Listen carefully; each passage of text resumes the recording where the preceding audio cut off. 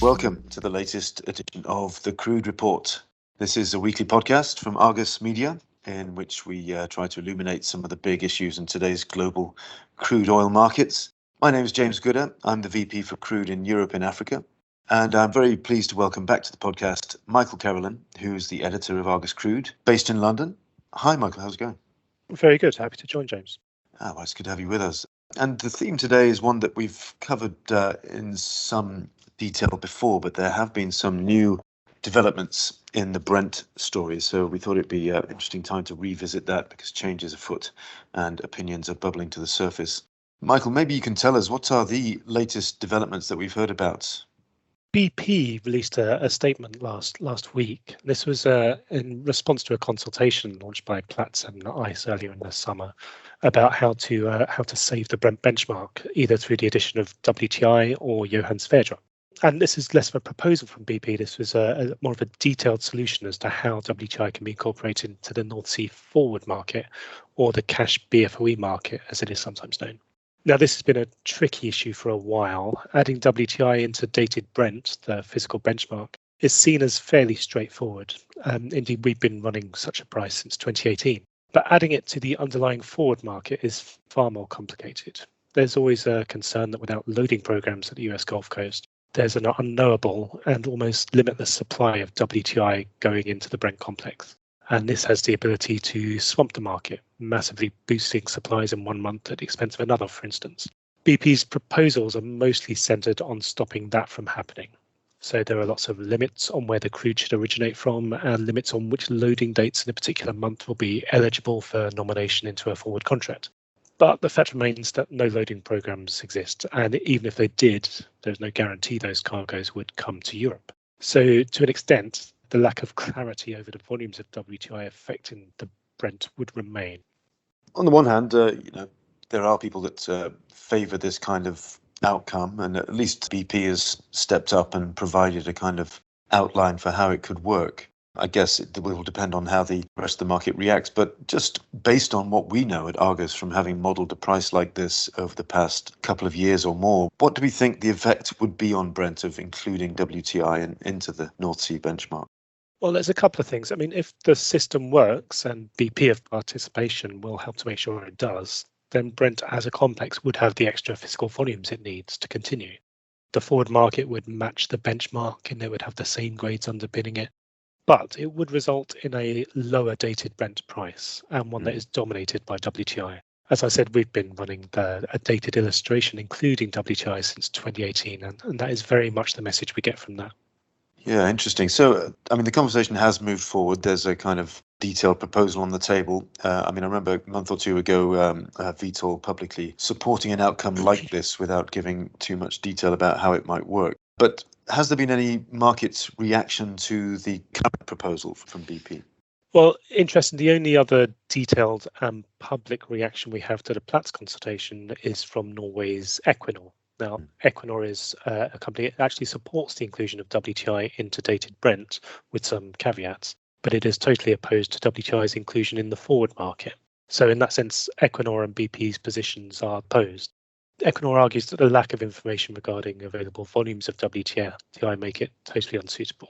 But Equinor is also supportive of a different solution, the addition of Johan Sverdrup into both Dated Brent and the forward contract.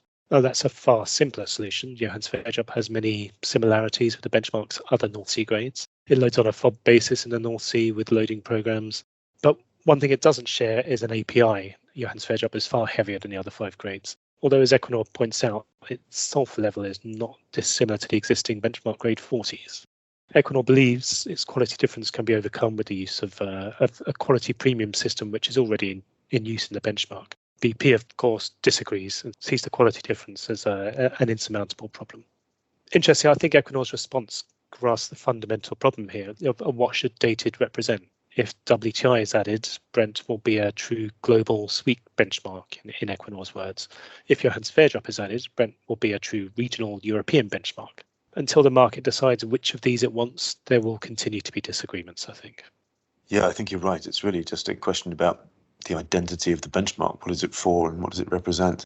So, I mean, we're in this kind of uncertain period. We're waiting for an announcement perhaps from the exchange, ICE, or from our competitors at Platts, or perhaps other proposals coming out of the market. But it seems just even at this first kind of round of reaction that there's already quite strong opposing views being expressed. I mean, we've talked about a little bit about the alternatives. I guess we can say that we at Argus are publishing different versions of Brent, different versions of our North Sea dated benchmark, which represents the North Sea dated, represents the market's physical value in Northwest Europe. Could you tell us a little bit about those different flavors of Brent, if you like, and how they look and where to find them?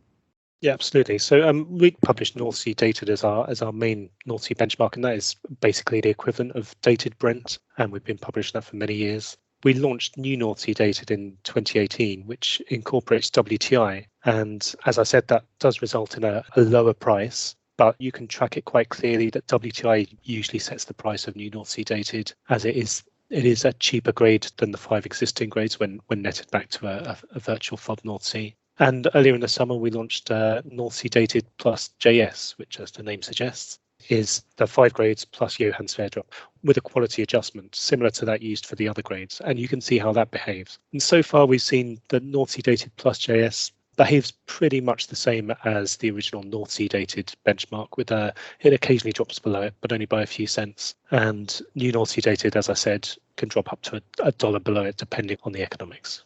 That's interesting. I mean, essentially, when you change a benchmark, the intention is not to radically change the price, right, or the level of the price. What we're trying to do is introduce more liquidity, more volume of crude without causing a lot of volatility. So I guess the question is, how do you get that quality adjustment so something heavier and a little bit sourer, like Johan Sverdrup, doesn't destabilize the benchmark and cause a much lower price? Exactly. We have quite a large quality adjustment on Johan Sverdrup in our North Sea Dated plus JS price, and that's something that we're flexible in changing in the future. But so far, it does seem to act as a cap, which is really what we're looking for. We need additional volumes to act as a cap without necessarily changing the price of the benchmark. You've been looking at this market for far longer than me, James. Where do you see the possible scenarios going forward? Well, change is always slow to come until it comes, right? But as we know, the market is quite conservative. It tends to stick with what it is used to. But the situation at the moment is that if they were to stick with Dated Brent and these changes come as we expect, then essentially they'll be sticking with something that is not what they're used to. And it will be, as we've seen, quite unpredictable what the effect of putting WTI into that basket will be. One scenario, of course, is that the market simply accepts the change, continues as usual, adjusts the differentials. But occasional freight price spikes and uncertainty over the volume of the US crude available to Europe will cause volatility in the benchmark, and that might cause people some concern.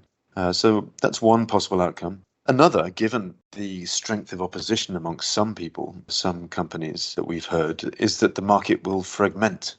If you think about the US Gulf Coast, for example, some of the exports from there are done against an Argus WTI Houston benchmark, some again are done against ICE Brent futures.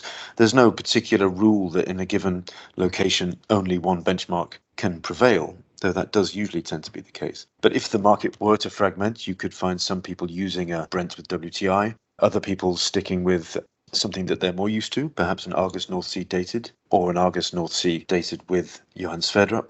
Those prices are already available. Or we will see more trade linked to the futures settlement price. That already happens a lot in the Far East. As I said, at the US Gulf Coast, the Saudis for many years have been selling crude into Europe linked to the ICE Brent futures settlement price. So it's not without precedent. And if there was a feeling that the market physical benchmark is becoming something other than what people expected when they were setting up their long-term strategies, then it may be the time that some portion of the market moves away from that benchmark. But as I say, these things take time, and perhaps it will require some kind of upheaval or real volatility in the price. Though I've said, as we've discussed on this before, there was a period during the first wave of COVID when WTI was priced at huge discounts to North Sea crudes into Europe. And had it been setting the benchmark at that point, we would have seen prices $5-6 lower than we did, in fact. So while we all hope that doesn't happen again, it's not impossible that those kind of dislocations could happen. And the last scenario, I suppose, and this is longer term, is that this kind of fragmentation or the sheer complexity of the Brent forward contract and Dated Brent itself leads to an erosion of confidence in the Brent complex as a whole. So in either of these scenarios that I've mentioned, either the acceptance of a Brent WTI benchmark or a fragmentation, in either of those scenarios could in fact hasten a move away from Brent altogether as that confidence falls and volumes fall. And the rise, if you like, of the US Gulf Coast as a global benchmark generating location, which is why, the price reporting agencies, the exchanges, everybody's looking for ways to price oil at that location. Because in a sense, if, as you say, Dated Brent is going to be set by WTI, well, then why not just use WTI in the place where it is, place where it hits the market first? We have a lot of production, we have a lot of refining at the US Gulf Coast. You've got lots of different market players, you've got crude going to all destinations and being imported into that location. So in many ways, it's the perfect place for a global benchmark to find its home. So that could be the long-term outcome of all of this. It's an interesting point. You mentioned the complexity there. It can't be stressed enough how complicated Brent has already become and how much more complex it could get if BP's proposals are implemented. I don't mean complex for a journalist. This is complicated. It's regarded as complicated by seasoned North Sea traders. So we need to ask the question, why do we need such complexity if there are simpler alternatives? There's a feeling that the Brent needs to be saved, but why is that? There are alternative ways to price crude in the world. The main reason seems to be to save ICE Brent. ICE Brent is obviously written into contracts the world over, and we can't really allow that to fail. But there's nothing to say that ICE Brent needs to be linked to the North Sea. It already has almost no connection to the original Brent field. At the moment, its connection to physical oil is through the settlement against the forward market at expiry. There's nothing to say that it can expire using a different physical price. Absolutely.